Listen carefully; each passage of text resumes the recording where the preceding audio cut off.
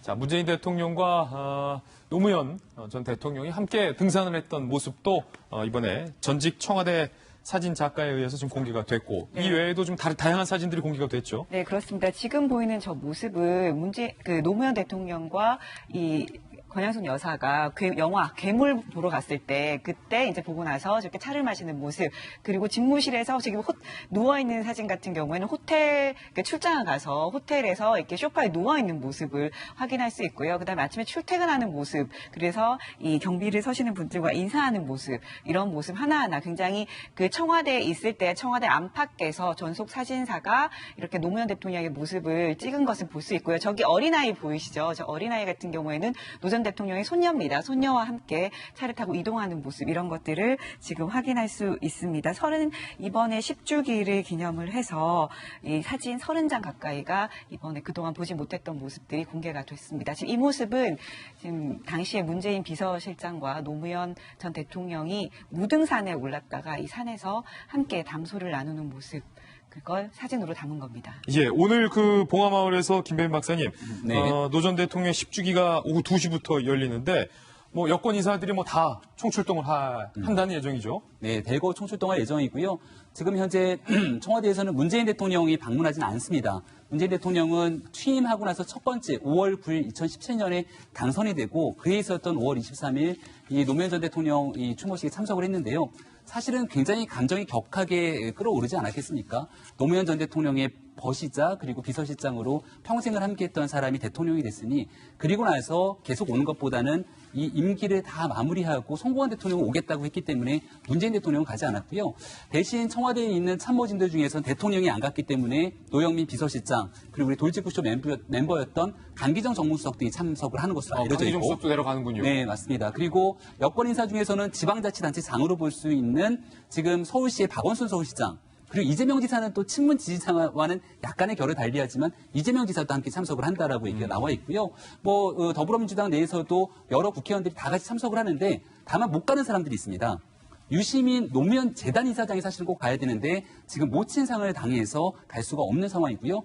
김경수 지사는 노무현 전 대통령 곁에서 마지막까지 곁을 지켰던 비서관인데 오늘 재판이 잡혀서도 가지 못하게 되는 상황이라고 합니다. 그렇군요. 그런 것들을 떠나서 어쨌거나 오늘 노무현 전 대통령 서거 10주기이기 때문에 여야 진보 보수를 떠나서 많은 국민들이 애통해하면서 그 죽음의 기리는 그런 자리가 될 것 같습니다. 네, 지금 저희 봉화마을에 저희 채널A의 중계 진이 나가 있습니다. 현재 이 시각의 봉화마을 모습을 보고 있습니다. 오후부터 추도식이 열리기 때문에 한창 현장에서는 이제 추도식 준비가 진행 중에 있고요.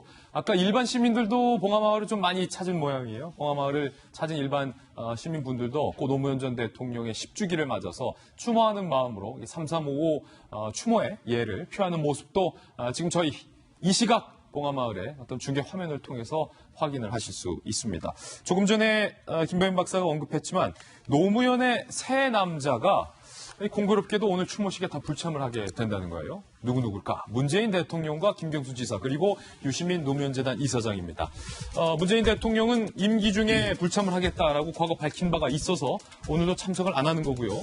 유시민 노무현재단 이사장은 현재 모친상 중이기 때문에 당연히 못 내려가는 상황.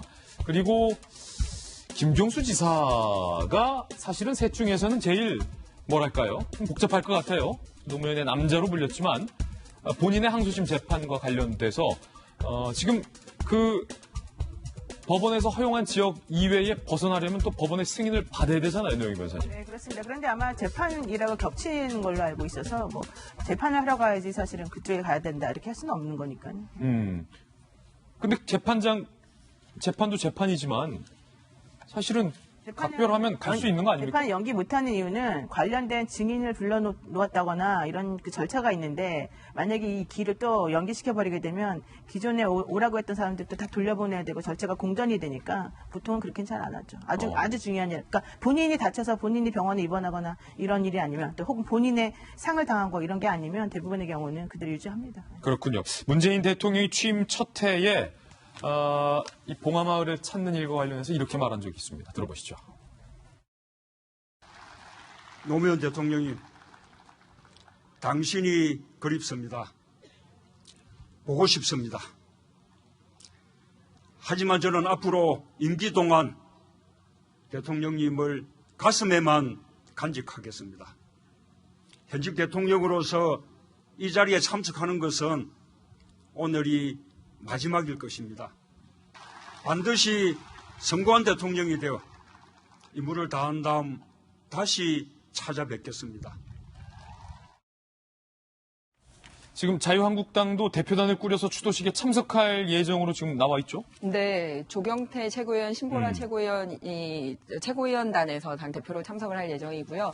그 외에도 노무현 대통령 시절에 행자부 장관을 지냈죠. 박명재 의원님이 또 참여를 할 예정이고, 김해 갑을 지역의 원외위원장들이 해서 당의 대표단들이 함께 해서 노무현 대통령 추도식에 참여를 할 예정입니다. 그러고 보니까 김희정 전 장관 같은 경우도 여성 최연소 국회의원 그 지역구에서 기록이 있는데 그때 당선됐을 때가 노무현 전 대통령 정부 때였네요. 네, 예. 그렇습니다. 그래서 사실은 노무현 대통령께서 기여하신 것 중에 지역주의 타파라든지 권위주의 청산이라든지 이런 거는 사실 여야를 넘나들어서 많은 정치인들이 참 좋은 업적이다라고 얘기하는 부분이지 않습니까? 근데 그거를 넘어서서 아까 문재인 대통령께서 성공한 대통령이 되시겠다라고 말한 것 중에 우리가 좀 새겨봤으면 하는 부분이 하나가 있습니다. 뭐냐면 노무현 대통령께서는 이 자기를 지지하는 진영을 넘어서서 반대가 있어도 국익을 위해서라는 좀 결단하는 모습을 보여줬는데요. 네. 그게 뭐냐면 안보 문제와 경제 문제에 있어서 그랬었습니다. 특히 안보 문제에 있어서는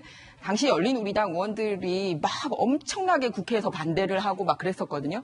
그럼에도 불구하고 이라크 파병을 결정을 했고 또 제주 해군기지 설치라든지 이런 부분에 대해서 본인의 지지자들의 반대를 무릅쓰고 결단을 하시더라고요. 강행을 했죠. 네. 그러니까 왜냐하면 국제사회의 관계라든지 한미동맹이라든지 또 그게 우리 국익에 도움이 된다라고 판단을 하신 거죠.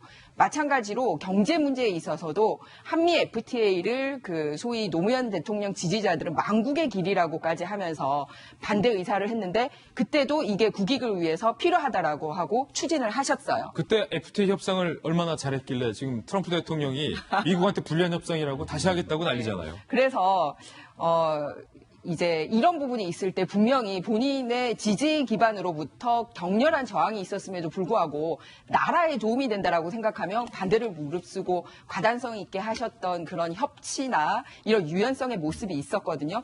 지금 시점에 노무현 대통령을 좋아하시는 현 여권의 분들이 새겨봐야 될 그런 장면들이지 않은가 그렇게 생각합니다. 예, 그런가 하면 조지 부시 전 대통령도 노무현 대통령의 추모식에 참석하기 위해서 방한을 했습니다.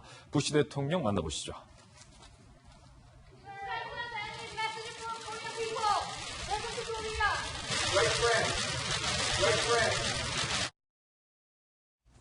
박소영 기자, 지금 부시 대통령이 어제 이제 추모식 참석하기 위해서 도착을 했는데 들어오자마자 만난 사람은 뭐 정부가 아니라 이재용 삼성전자 부회장이었다면서요. 네, 그렇습니다. 첫 일정이 바로 이재용 삼성전자 부회장을 만나는 일이었는데요. 두 분 아는 사이예요? 그러게요. 어떻게 해서 아는 사이인가 해서 봤더니 이 굉장히 깊은 인연이 바로 부시 대통령과 친해 삼성 보이네. 간에 깊은 어깨 인연이 동무하고. 있었습니다. 예. 어떤 일이 있었냐면 이 부시 대통령이 처음에 이제 처음으로 당선된 곳이 바로 텍사스 주지사예요. 네. 근데 텍사스 주지사 시절에 뭔가 이제 성과를 내야 되잖아요. 예. 근데 그 성과로 바로 한 것이 삼성전자가 이 텍사스 주지사로 지역인 오스틴 지역에 반도체 공장을 만들어요. 야, 이게 만약 우리나라로 따지면 내 지역구에 그렇죠. 크게 한 번 도와준 거네요. 예, 세계적인 기업이 공장을 하나 세운 거죠. 그 업적이 굉장히 크게 기억이 됐고. 예컨대 뭐 지금 조홍천 의원이 지역이 남양주니까 남양주에 애플 공장을 지어주는 뭐 그런 셈이죠.